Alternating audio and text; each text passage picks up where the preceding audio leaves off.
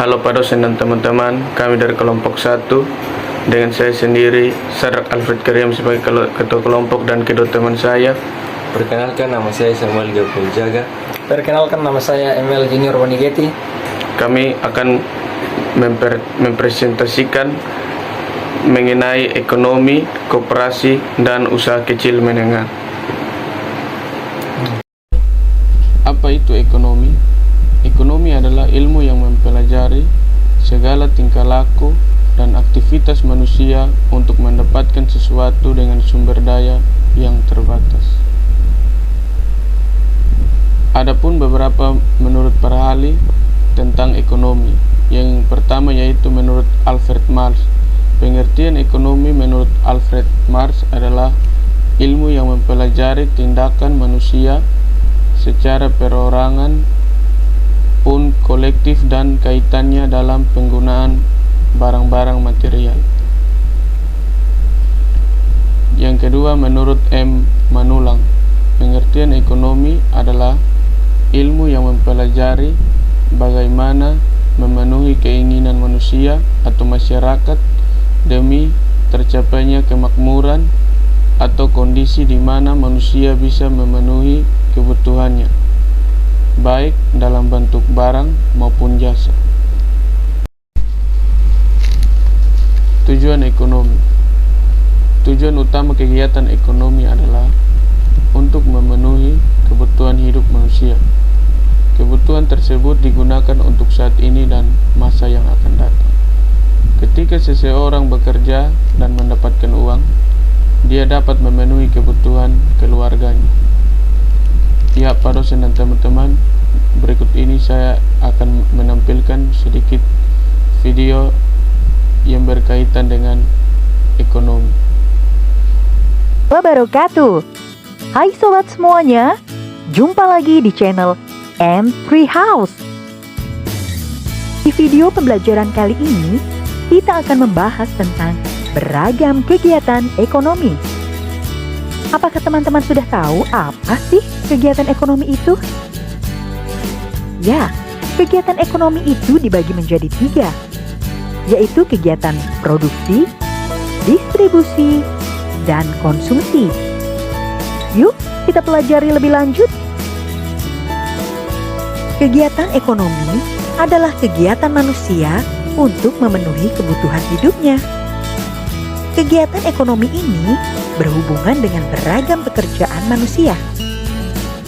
Dikarenakan setiap manusia harus melakukan kegiatan ekonomi untuk memenuhi kebutuhan hidupnya, maka masyarakat memiliki pekerjaan yang sesuai dengan bidangnya.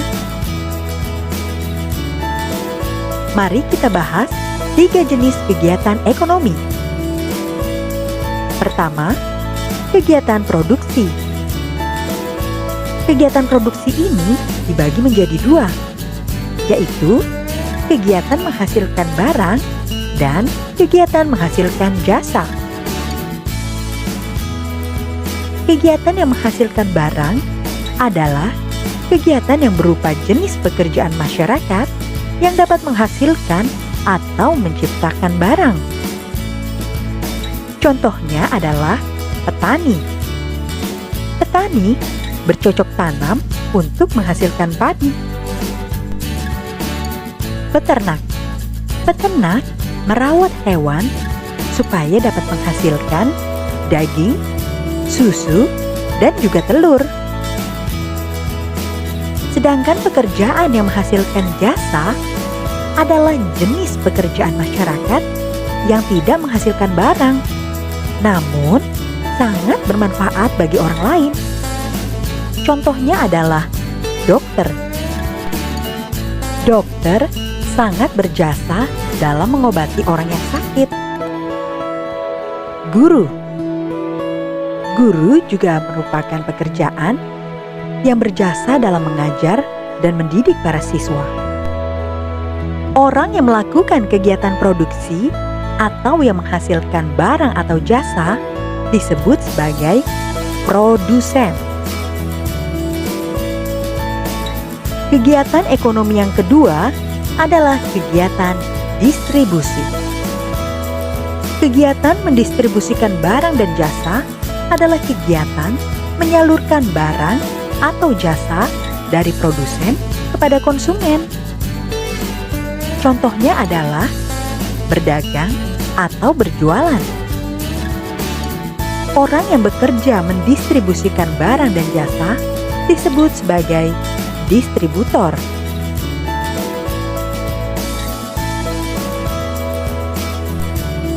Kegiatan ekonomi yang ketiga adalah kegiatan konsumsi.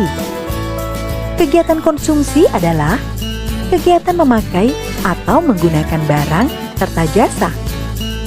Orang yang melakukan kegiatan konsumsi disebut sebagai konsumen. Kita semua adalah konsumen, karena setiap hari kita pasti mengkonsumsi sesuatu. Misalnya, pada saat makan, kita mengkonsumsi bahan makanan yang dihasilkan oleh produsen dan dijual oleh para pedagang.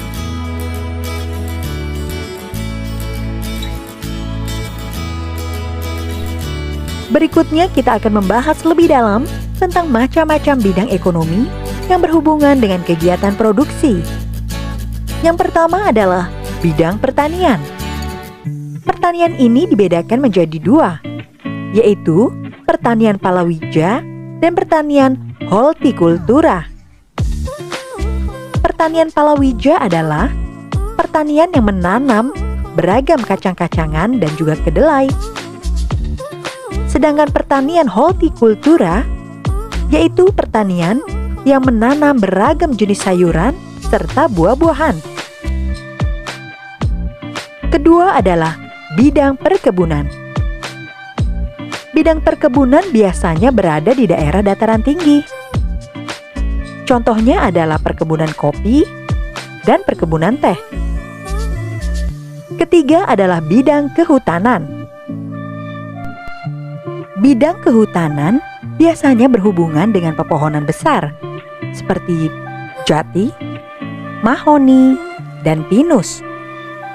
Pohon pinus ini adalah bahan dasar untuk pembuatan bubur pinus yang akan dicetak menjadi kertas, biasa disebut dengan pulp. Keempat, bidang perikanan. Bidang perikanan ini dibagi menjadi dua, yaitu air tawar dan air asin. Contoh perikanan air tawar adalah lele, wader, mujair, nila, dan ikan mas. Sedangkan perikanan air asin, contohnya adalah tongkol, tuna, tenggiri, dan cumi-cumi.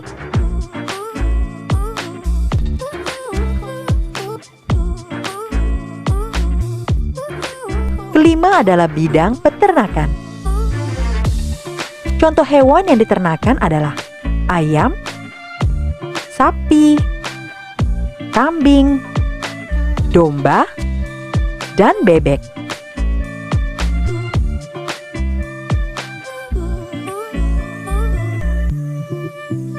Keenam adalah bidang pertambangan. Bahan pertambangan di Indonesia sangatlah banyak.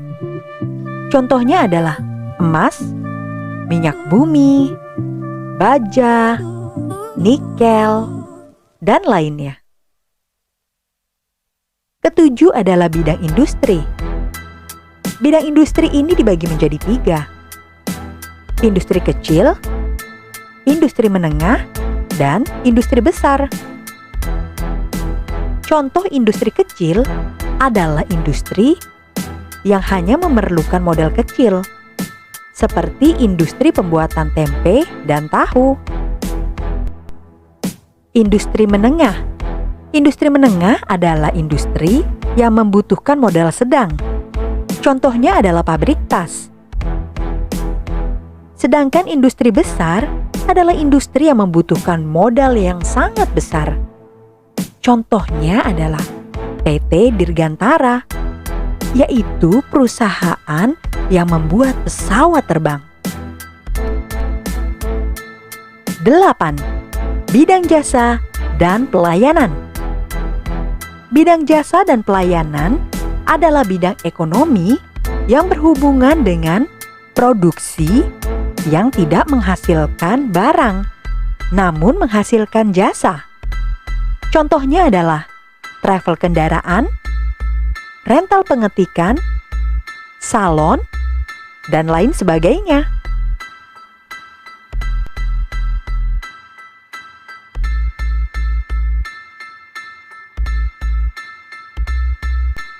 Selanjutnya kita akan membahas tentang macam-macam bidang ekonomi yang berhubungan dengan distribusi, yaitu bidang perdagangan.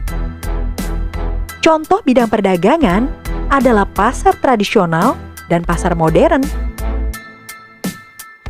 Contoh pasar tradisional adalah PD Pasar Jaya. Sedangkan contoh pasar modern adalah supermarket dan juga mall. Ada juga perdagangan ekspor-impor. Perdagangan ekspor adalah menjual hasil produksi ke luar negeri. Sedangkan impor adalah mendatangkan hasil produksi luar negeri ke negara kita.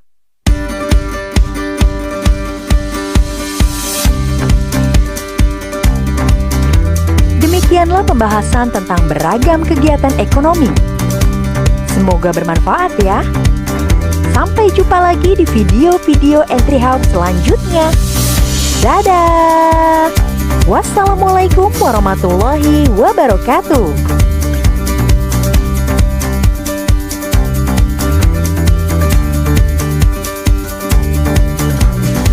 Terima kasih sudah menyaksikan tayangan kami.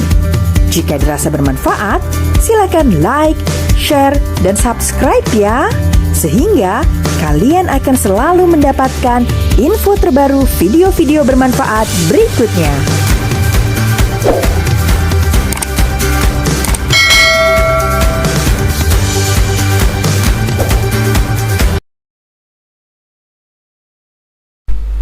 Materi kedua yang akan kami jelaskan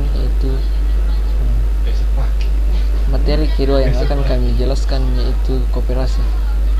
Apa itu koperasi? Sesuai pada Undang-Undang Nomor 25 Tahun 1992 dijelaskan bahwa koperasi adalah badan usaha yang beranggotakan seorang atau badan hukum koperasi dengan melaksanakan kegiatan berdasarkan prinsip koperasi, sehingga gerakan ekonomi rakyat yang berdasarkan atas kekeluargaan. Pengertiannya ini terhubung dengan tujuan sendiri, yaitu membangun dan mengembangkan potensi dan kemampuan ekonomi anggota, dan itu sangat terhubung sekali dengan pengertian koperasi sendiri, yaitu asas kekeluargaan. Koperasi yang pertama adalah membangun dan meningkatkan potensi serta kemampuan ekonomi.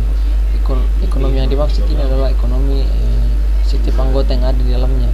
Dan yang kedua, koperasi adalah badan usaha dengan peran penting dan aktif dalam membangun dan meningkatkan kualitas hidup dan masyarakat sekitarnya. Ini terhubung dengan fungsi yang pertama, yaitu tentang meningkatkan kemampuan ekonomi untuk para setiap anggota yang ada di dalamnya, menguatkan ekonomi rakyat di sekitarnya, dan meningkatkan perekonomian Indonesia.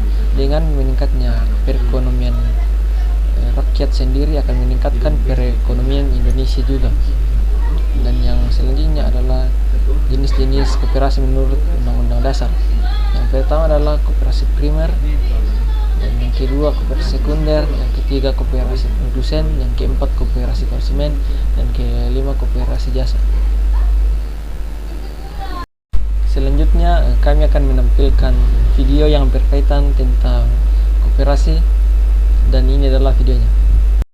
Koperasi Indonesia. Materi pelatihan perkoperasian. Sejarah perkembangan koperasi di Indonesia dari masa ke masa.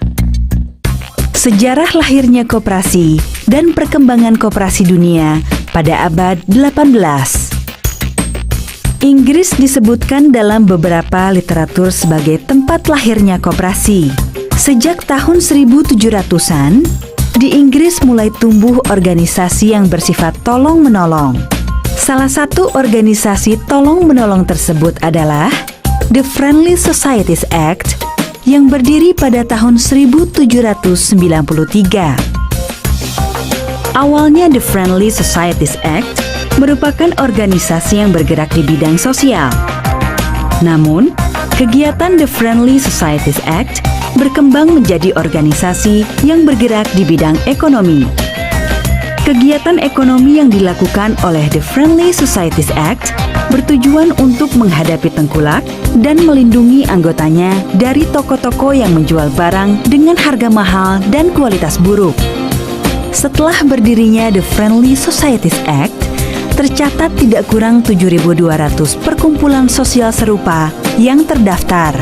Organisasi-organisasi tersebut sering disebut sebagai koperasi pra-industri. Jauh sebelum tahun 1700 di Inggris, para pemikir seperti J.P. Proudhon, Saint-Simon, Charles Fourier telah membuat gagasan mengenai sebuah organisasi ekonomi yang bertujuan untuk memperbaiki kehidupan masyarakat. Organisasi tersebut belakangan dikenal dengan nama koperasi. Pada tahun 1844, dalam upaya melindungi pekerja dari dampak revolusi industri dan kapitalisme berupa upah murah, harga-harga kebutuhan pokok yang melonjak tinggi, serta banyaknya toko-toko yang menjual barang dengan kualitas buruk. Di era revolusi industri, para pemilik modal dengan segala kuasanya mengumpulkan keuntungan dengan serakah dan melakukan penghisapan terhadap manusia. Didirikanlah sebuah koperasi pertama di Toodland Rochdale, Inggris. Koperasi ini diprakarsai oleh Charles Howard. Kesuksesan koperasi Rochdale ini menyebar ke seluruh daratan Inggris.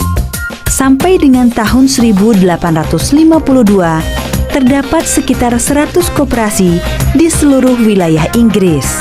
Pada tahun 1862, koperasi-koperasi konsumsi di Inggris menyatukan diri menjadi pusat koperasi pembelian dengan nama The Cooperative Wholesale Society, disingkat CWS.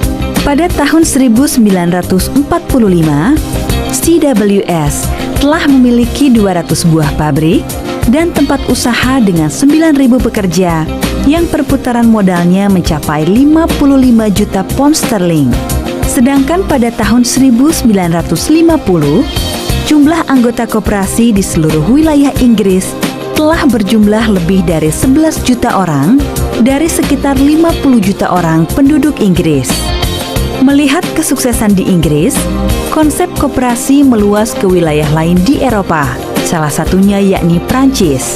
Setelah Revolusi Prancis, negara mengalami peningkatan jumlah masyarakat miskin yang cukup signifikan. Namun, berkat dorongan dari tokoh koperasi Prancis saat itu, yakni Charles Fourier, Louis Blanc, serta Ferdinand Lassalle, angka itu bisa ditekan dengan didirikannya badan koperasi di Prancis. Berdasarkan data ICA hingga tahun 2016, Prancis memiliki 23.000 koperasi dengan jumlah anggotanya mencapai 24.460.000 orang atau 38% dari total populasi Prancis. Serta jumlah pekerja pada koperasi lebih dari 1 juta pekerja. Prancis memiliki koperasi peringkat 1 dunia dengan perputaran modal sebesar 90,21 miliar US dollar.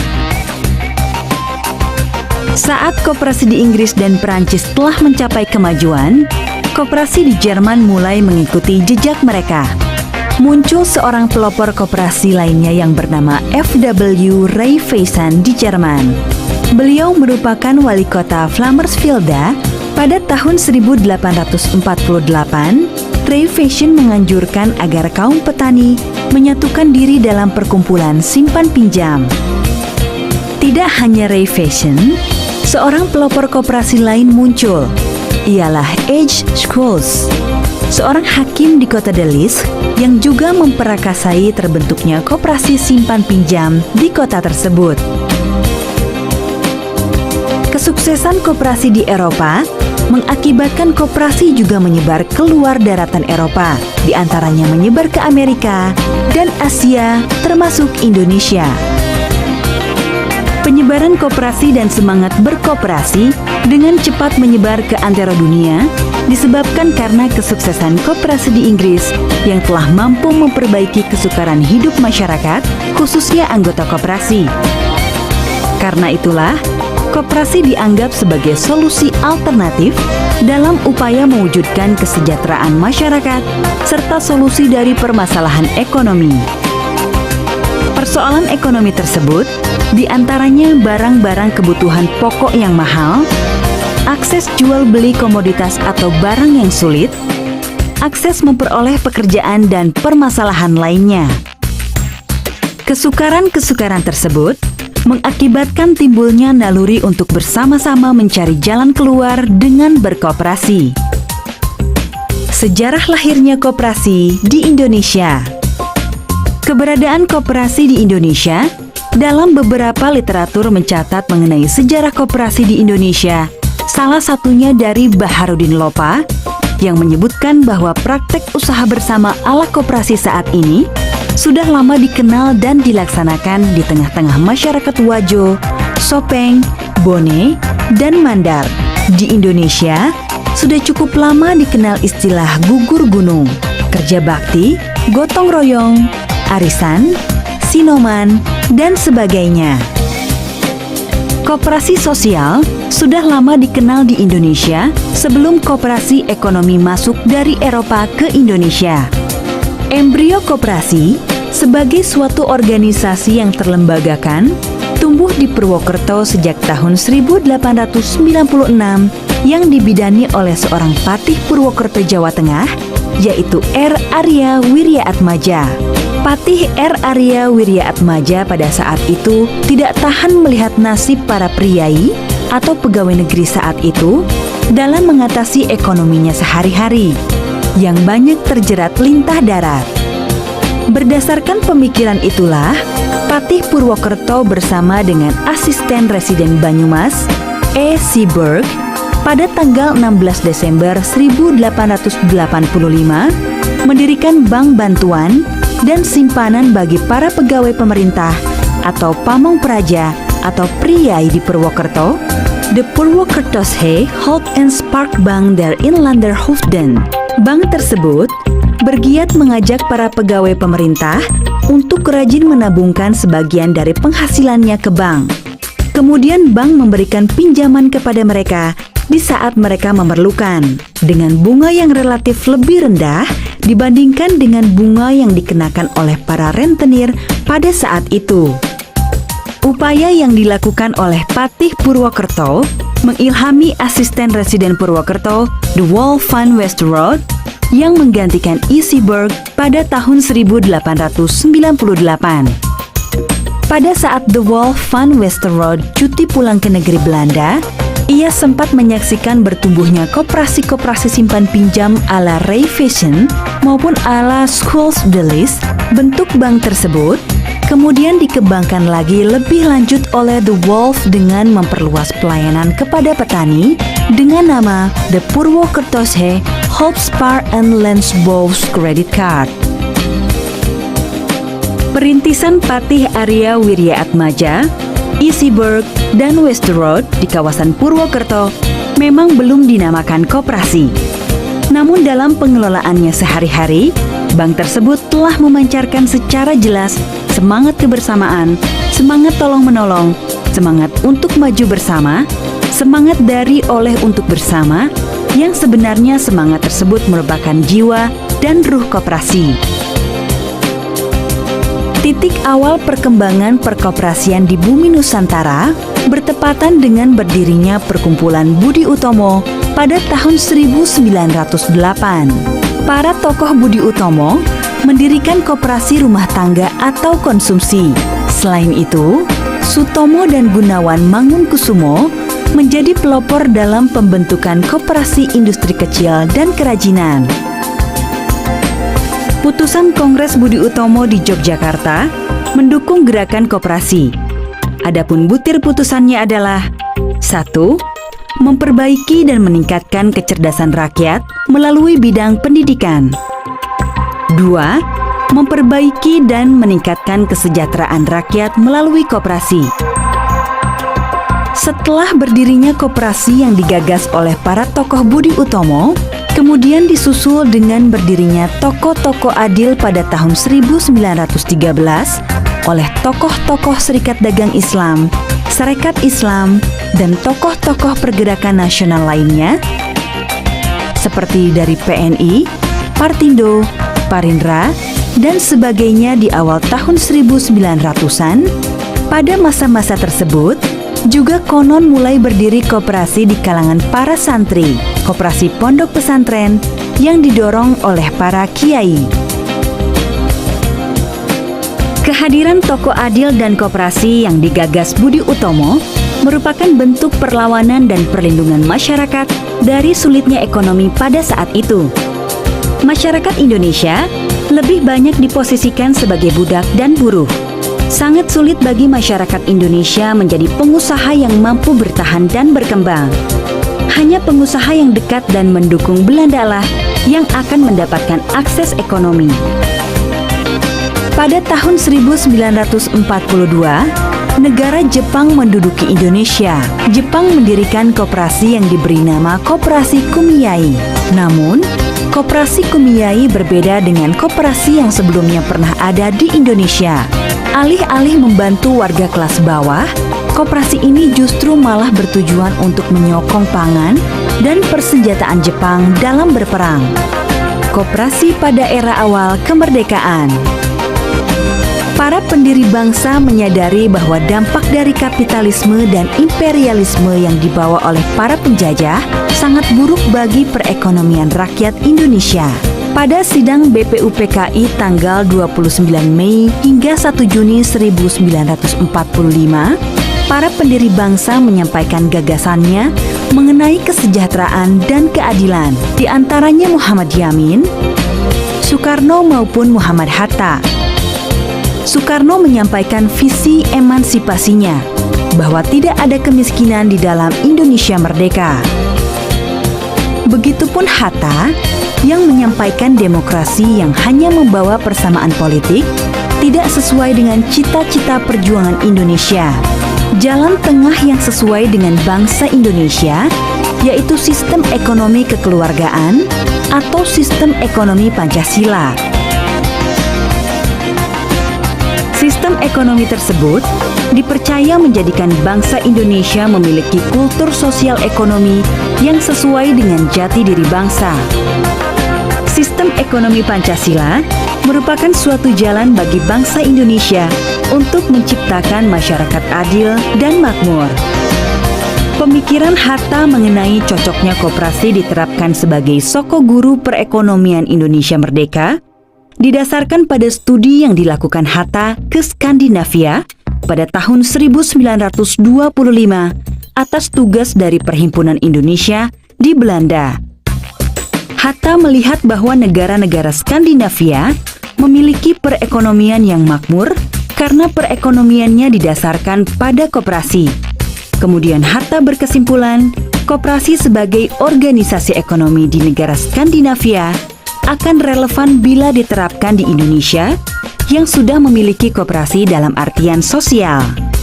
Rapat PPKI tanggal 18 Agustus 1945 salah satunya menetapkan dan mengesahkan Undang-Undang Dasar Republik Indonesia tahun 1945 sebagai Konstitusi Republik Indonesia. Para pendiri bangsa bersepakat bahwa perekonomian harus didasarkan pada semangat tolong-menolong dan usaha bersama dalam usaha mencapai keadilan dan kemakmuran rakyat Indonesia. Oleh karena itu, Pasal 33 Ayat 1 Undang-Undang Dasar 1945 berbunyi, perekonomian disusun sebagai usaha bersama berdasar atas asas kekeluargaan. Penjelasan Pasal 33 Undang-Undang Dasar 1945 menyebutkan bahwa bangun perusahaan yang sesuai dengan asas kekeluargaan adalah koperasi. Dengan demikian, koperasi memiliki landasan operasional dan yuridis yang kuat karena disebutkan dalam batang tubuh dan pasal penjelasan Undang-Undang Dasar 1945. Koperasi pada tahun 1950 sampai 1959.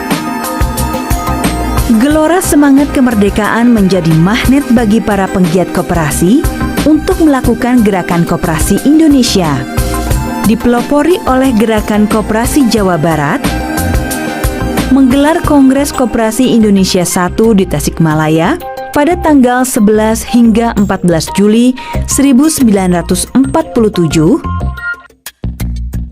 dengan dihadiri oleh 500 orang yang mewakili utusan-utusan koperasi dari 51 kabupaten di Jawa, Sumatera, dan Sulawesi. Kongres yang diselenggarakan di Gedung Pabrik Tenun Perintis milik Pusat Koperasi Kabupaten Tasikmalaya telah berhasil menyepakati beberapa keputusan penting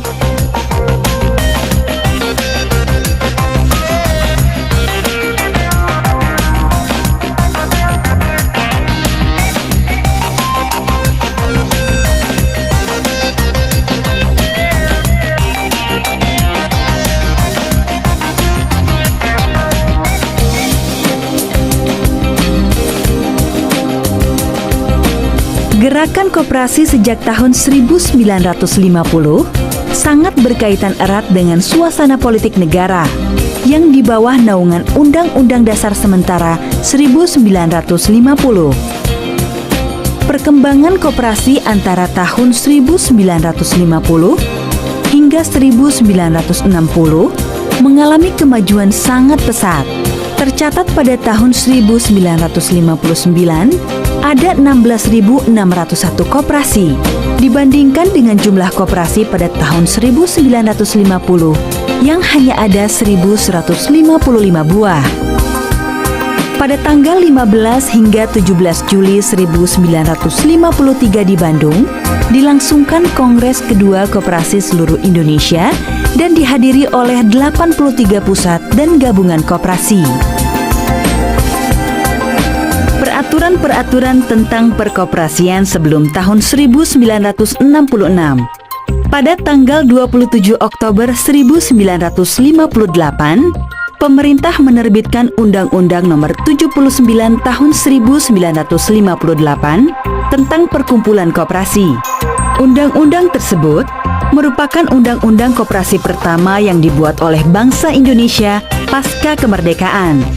Kemudian tanggal 2 Agustus 1965 disahkan Undang-Undang Koperasi kedua, yaitu Undang-Undang Nomor 14 Tahun 1965 tentang pokok-pokok perkoperasian.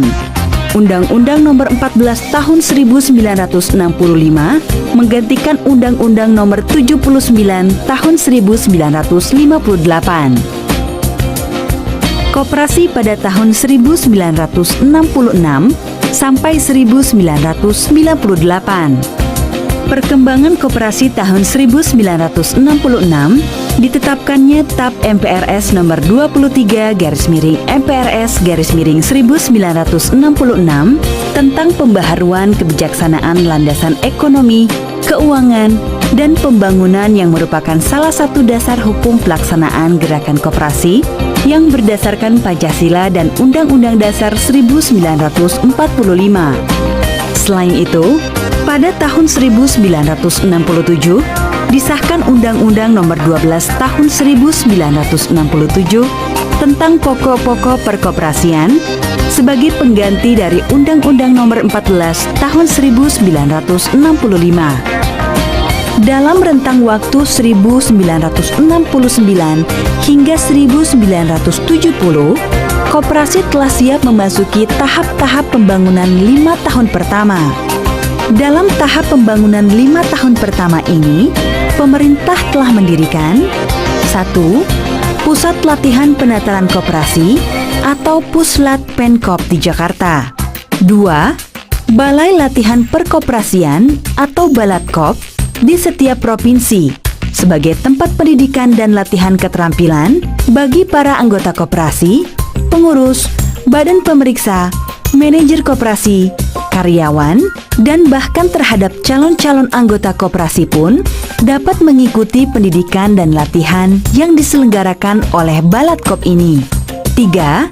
Lembaga Jaminan Kredit Koperasi atau LJKK didirikan di Jakarta dengan kegiatan di tiap-tiap provinsi dalam membantu permodalan koperasi dengan cara menjadi penanggung koperasi-koperasi tersebut dari bank pemerintah. 4. Badan Usaha Unit Desa atau Koperasi Unit Desa. Pada tahap awal, BUUD atau KUD ini merupakan penyatuan atau amalgamasi dari koperasi-koperasi kecil yang demikian banyaknya pada akhir tahun 1967. Ciri khas koperasi pada rentang waktu tahun 1966 sampai 1998 adalah dengan adanya Koperasi Unit Desa atau KUD.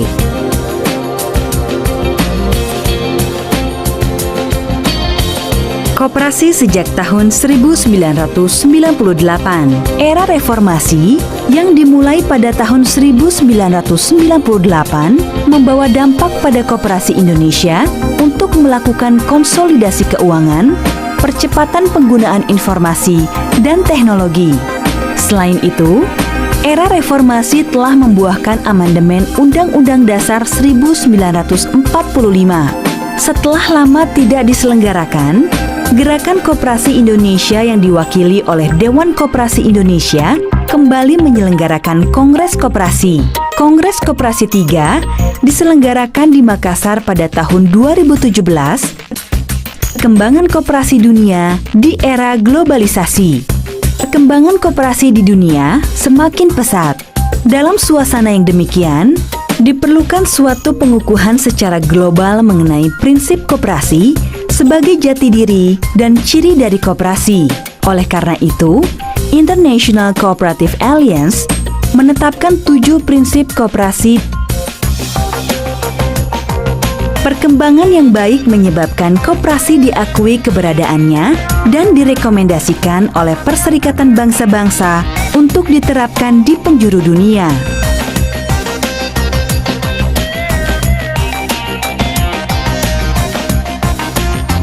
Koperasi di Jepang dan Turki telah mampu mengangkat perekonomian petani setempat menjadi sangat baik.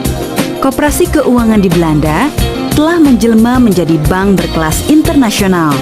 Koperasi di Malaysia menjadi bagian yang tak terpisahkan dari masyarakat Malaysia. Koperasi di Afrika menjadi model dalam usaha pengentasan kemiskinan. Koperasi-koperasi tersebut adalah sebagian kecil dari potret besar kesuksesan koperasi dunia. Perkembangan yang baik tersebut menyebabkan koperasi diakui keberadaannya dan direkomendasikan oleh Perserikatan Bangsa-Bangsa atau PBB untuk diterapkan di penjuru dunia, terutama negara-negara berkembang. Kedepan, koperasi menjadi solusi dari permasalahan ekonomi dan kesejahteraan yang dihadapi oleh setiap negara. Koperasi disebutkan oleh PBB sebagai organisasi sosial ekonomi yang ideal karena tidak hanya menciptakan kesejahteraan, tetapi juga menciptakan modal sosial di masyarakat.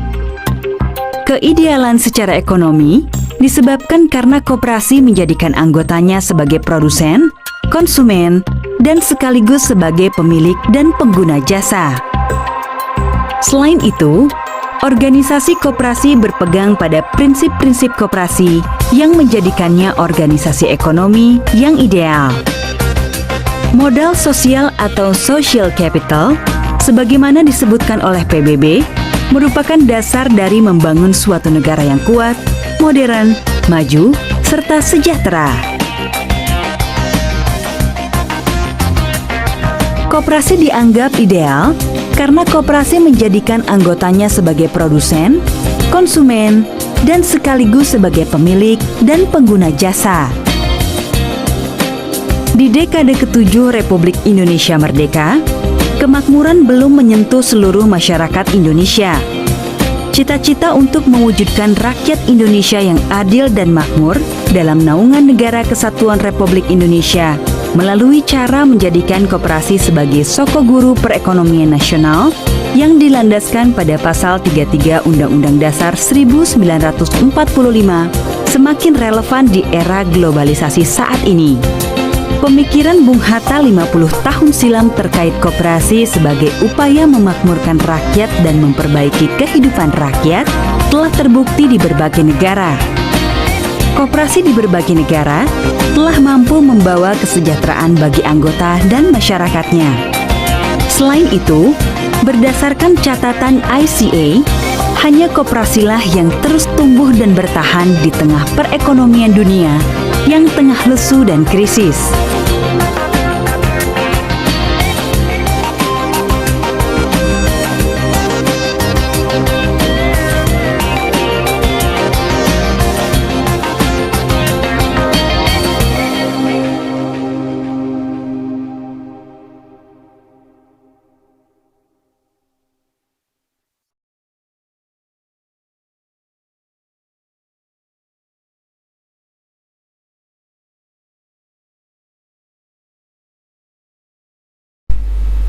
Dan materi terakhir yang akan kami jelaskan dalam topik ini yaitu usaha kecil menengah. Usaha kecil menengah adalah bisnis yang dijalankan oleh individu, rumah tangga atau badan usaha kecil. Dan usaha kecil menengah lagi dibagi menjadi 3 bagian. Yang pertama usaha kecil, usaha mikro, dan usaha menengah. Sebelum kami menjelaskan pengertian dari setiap bagian dari usaha kecil menengah, kami akan menampilkan sebuah video. Halo, Assalamualaikum warahmatullahi wabarakatuh. Apa kabar semua? Kali ini Polder Bisnis akan mengulas 10 bidang usaha UMKM yang memiliki prospek menjanjikan. Oh ya, sebelum melanjutkan video ini, jangan lupa subscribe serta nyalakan lonceng notifikasi untuk mendapatkan update konten terbaru dari Polder Bisnis. Apa sih UMKM itu? UMKM atau UKM itu adalah singkatan dari usaha mikro kecil menengah. Bisnis level UMKM ternyata bisnis yang paling banyak dilakukan masyarakat Indonesia loh. Dan akhir-akhir ini UMKM menjadi perhatian pemerintah. Ini karena UMKM ternyata memberikan dampak yang besar bagi perekonomian negara Indonesia. Salah satu ciri UMKM adalah modal yang dikeluarkan tidak terlalu besar dan risiko kerugian sangat minim. Sektor UMKM juga mampu membuka lapangan pekerjaan yang baru untuk masyarakat sekitar. Sehingga sangat wajar bila semakin hari bisnis pada level UMKM semakin berkembang dan menjadi tumpuan perekonomian negara. Oh iya, saya rasa pemerintah harus benar-benar fokus pada sektor UMKM ini, karena hampir sebagian besar masyarakat Indonesia, terutama di daerah pedesaan, mengandalkan UMKM sebagai sumber perekonomian mereka. Berikut ulasan tentang 10 bidang usaha UMKM yang memiliki prospek menjanjikan. Siapa tahu bisa kamu amati, tiru, dan modifikasi. Yang pertama, bisnis UMKM bidang pengantar atau kurir. Dulu, bisnis kurir ini dipandang sebelah mata karena memang belum terlalu diperlukan seperti sekarang ini. Sejak bisnis online mulai menjamur, bisnis kurir pun berkembang dengan lebih baik. Bisnis kurir ini juga beragam jenisnya. Ada bisnis pengantar antar pulau dan luar negeri. Ada pula bisnis pengantar khusus di daerah kota yang mengantar barang dari satu kecamatan ke kecamatan lain. Kita bisa melihat Gojek dalam aplikasi GoSend atau bisnis kurir lainnya. Bisnis pengantar dalam kota bisa Anda lakukan ketika memang belum memiliki modal yang besar untuk kurir antar pulau. Dengan modal sekitar 25 juta untuk membeli 3 hingga 5 unit motor, bisnis tersebut sudah bisa kamu lakukan. Estimasi di atas hanya sebagai gambaran semata. Kamu bisa sesuaikan dengan budget yang kamu miliki. Oh iya, jika skala kamu masih di sekitar desa atau kecamatan, kamu juga bisa memanfaatkan kendaraan pribadi dahulu untuk memulai bisnis ini. Apalagi jasa kurir Gojek dan kawan-kawannya itu belum masuk sampai desa-desa yang ada di daerah-daerah. Yang kedua, bisnis bidang otomotif. Bisnis bidang otomotif pun perlu kamu pertimbangkan, karena semakin hari dunia otomotif di Indonesia semakin berkembang dengan pesat. Tentunya bila ditekuni bisa mendatangkan prospek yang lebih baik. Saya yakin keluarga dan tetangga kamu memiliki motor atau mobil kan? Peningkatan pembelian kendaraan roda 4 dan roda 2 oleh masyarakat semakin hari semakin meningkat. Maka sangatlah wajar apabila di kota-kota besar saat ini sering terjadi kemacetan yang begitu panjang. Nah, dari meningkatnya penjualan otomotif, kamu bisa membuka usaha bengkel atau penjualan onderdil kendaraan bermotor. Yang ketiga, bisnis di bidang fashion. Bisnis fashion sejak dulu hingga hari ini selalu berkembang dengan baik karena fashion menjadi kebutuhan utama yang tidak pernah lekang oleh waktu. Tentunya bisnis fashion ini menjadi bisnis dengan prospek yang cukup menjanjikan. Kamu bisa memasarkan secara online lewat sosial media dan tentu harus tekun dalam mempromosikan produk Anda. Walaupun menjadi kebutuhan utama, tetap saja kamu harus memperhatikan tren dari fashion itu sendiri. Karena yang berubah dari usaha fashion ini adalah tren yang sedang berkembang pada zamannya. Selain itu, perhatikan pula target market yang dituju. Apakah fashion yang akan dijual diperuntukkan bagi bayi, anak-anak, remaja, dewasa, pria, atau wanita? Dengan begitu, produk yang kamu jual bisa lebih tertarget. Yang keempat, bidang kuliner. Sama halnya dengan bidang fashion, bisnis kuliner akan selalu dibutuhkan setiap orang. Kuliner adalah kebutuhan pokok karena setiap orang membutuhkan makan. Agar bisnis ini menjadi bisnis menjanjikan dengan keuntungan yang cukup, maka harus memperhatikan rasa, pelayanan, kemasan, dan juga promosi makanan tersebut. Semakin unik rasa, nama, dan juga penyajian biasanya akan semakin banyak dicari oleh banyak orang. Contohnya kuliner legendaris seperti soto Lamongan, soto Sokaraja, bakso itu masih bertahan hingga hari ini karena memang memiliki cita rasa yang kuat. Jika Anda menyasar produk-produk ini, tinggal Anda bikin inovasi yang membedakan dengan produk kuliner yang lain. Atau jika kamu belum memiliki keahlian memasak, namun memiliki modal lebih, kamu bisa membeli usaha franchise kuliner. Karena perhitungan bahan baku dan persiapan modalnya sudah jelas dan terencana dengan baik. Biasanya yang perlu dipersiapkan adalah tempat untuk membuka usaha tersebut. Oke, lain kali kami akan mengulas bagaimana membeli usaha franchise ya. Jadi ditunggu video selanjutnya. Yang kelima, bidang kecantikan. Populasi penduduk di Indonesia berjenis kelamin wanita lebih banyak dari laki-laki. Seperti yang diketahui bersama, wanita selalu memiliki kebutuhan lebih daripada pria, dari mulai ujung rambut hingga kaki. Mereka akan mengusahakan banyak cara demi kecantikan yang diidam-idamkan. Salah satu usaha yang bisa dilakukan adalah membuka salon, kemudian membuka spa, menjual peralatan make up, peralatan salon, menjadi penata rias, dan lain sebagainya. Banyak wanita memerlukan jasa rias untuk wisuda, pernikahan, dan lain sebagainya. Bisnis ini pun akan menjadi hal yang menjanjikan selama wanita masih ada di dunia ini. Artinya, kamu tidak perlu ragu jika ingin menekuni bisnis ini. Segera ambil peluang ini. Yang keenam, produk kerajinan tangan. Kekayaan alam di Indonesia adalah anugerah. Maka manfaatkan kekayaan ini dan mengubah kekayaan ini menjadi produk-produk yang bermanfaat. Produk kerajinan tangan bisa berupa tas dari anyaman bambu, bros, celengan, boneka, jepit rambut, sarung, kain, dan lain sebagainya.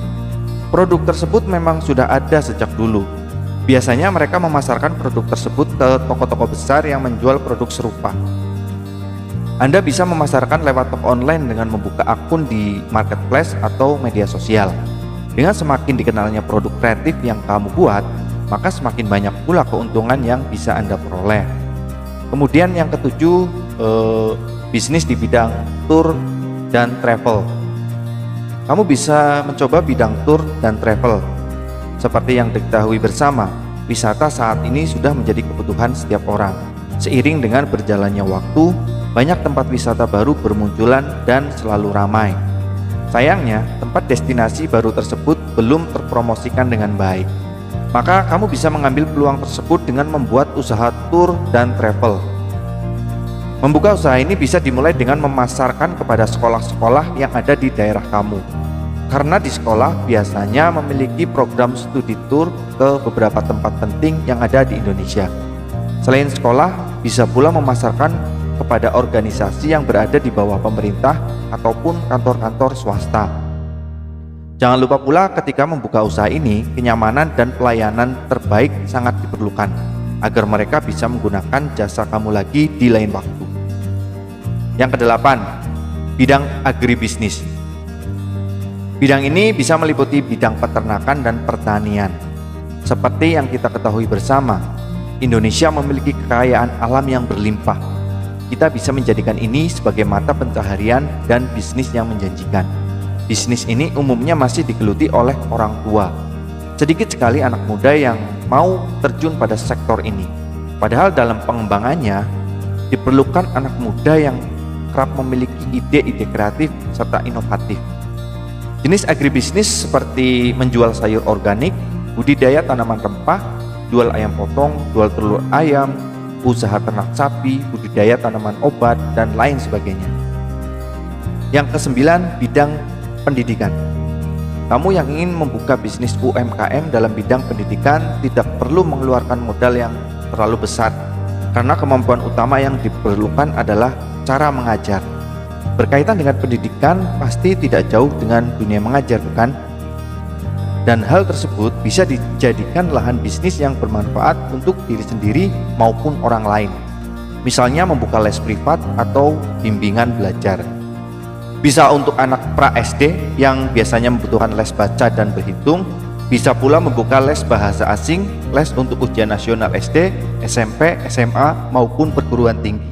Bila kamu sudah dikenal memiliki teknik mengajar yang baik, maka persiapkan untuk selalu menerima murid les setiap bulan ataupun semesternya.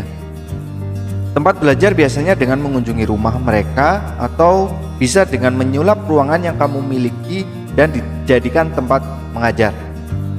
Yang ke-10, toko kelontong. Toko yang menjual segala macam kebutuhan layaknya supermarket ini memang mencirikan khas rakyat Indonesia. Biasanya ada di setiap gang atau komplek perumahan. Bisnis ini pun sangat menjanjikan karena setiap orang membutuhkan barang-barang tersebut untuk memenuhi kebutuhan hidup sehari-hari. Oke, itulah 10 ide bisnis UMKM yang bisa kamu coba. Sebenarnya apapun bisnis UMKM yang kamu buka, yang terpenting adalah menekuninya dan jangan berputus asa. Yakinlah bahwa setiap usaha yang dijalankan apabila diawali niat yang baik tentu akan mendatangkan keuntungan yang baik pula. Semoga bermanfaat. Sampai jumpa di video selanjutnya. Yang pertama, usaha kecil. Usaha kecil berdasarkan Undang-Undang Nomor 9 Tahun 1995 memiliki pengertian segala kegiatan ekonomi rakyat yang berskala kecil dan memenuhi kriteria kekayaan bersih atau hasil penjualan tahunan serta kepemilikan sebagaimana diatur dalam undang-undang ini. Contoh usaha kecil yang pertama, reseller. Yang kedua, jual pakaian bekas seperti yang ada di pasar. Yang ketiga, laundry kiloan. Yang keempat, bisnis kuliner homemade seperti gorengan dan nasi kuning.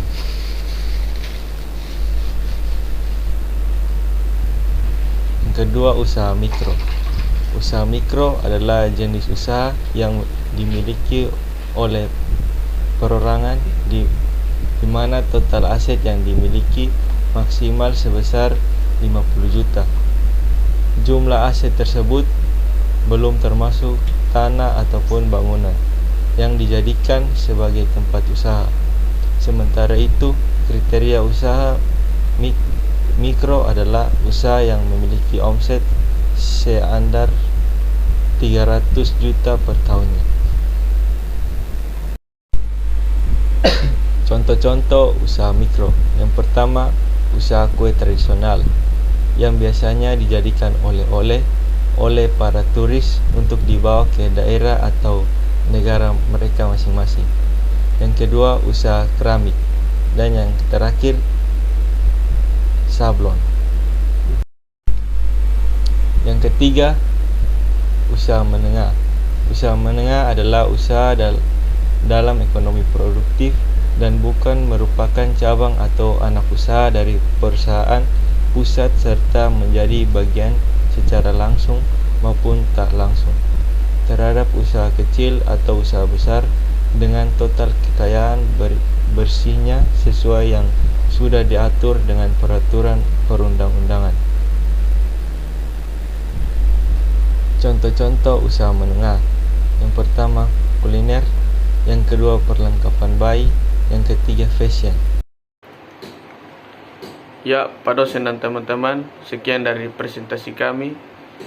Kami dari kelompok 1 berterima kasih karena Pak dosen dan teman-teman sudah menonton video kami. Jangan lupa like, comment, and subscribe.